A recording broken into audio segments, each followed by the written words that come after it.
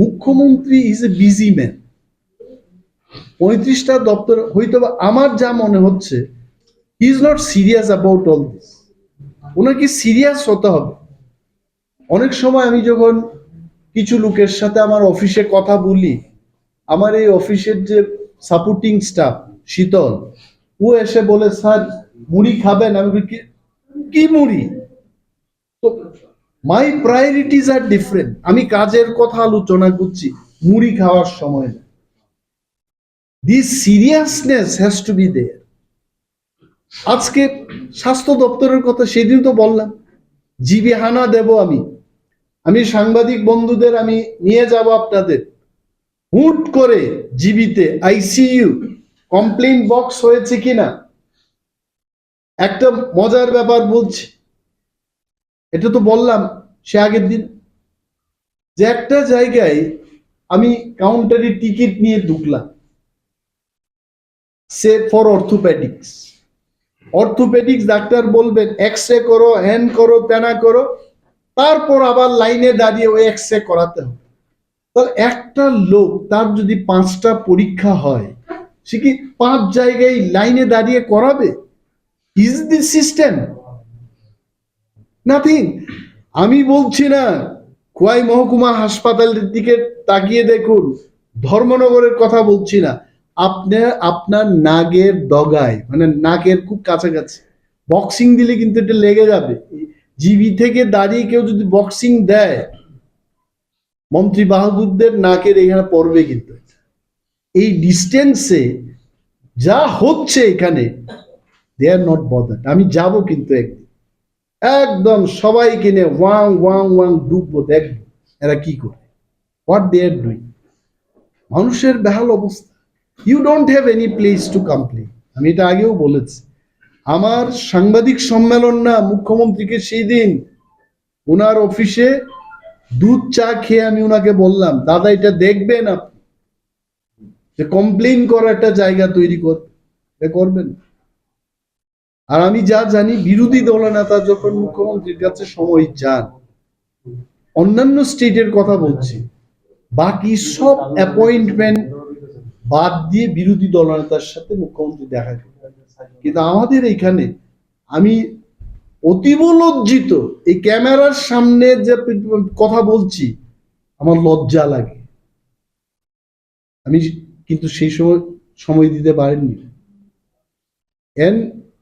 আমি দেখবো আগামী দিনও চাইবো ওনার সময়। আমি কেন যাব ওনার কাছে? মানুষের স্বার্থের কথা নিয়েই যাব।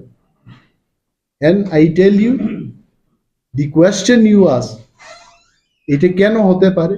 Maybe some Amla is guiding him and he is not serious.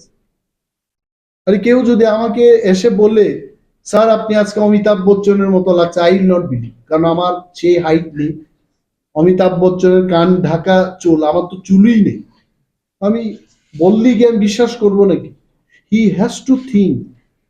ওই কিছু লোক বন বন বন বন করে যে ওনার চারিদিকে নিশ্চয়ই আছে। আমি চিঠি লিখছি, উনি পাচ্ছেন না, তো কারা ফিল্টার করছে? ফিল্টার বাবুরা বসে আছে। ফিল্টার বাবুদেরও আমি ছাড়বো না।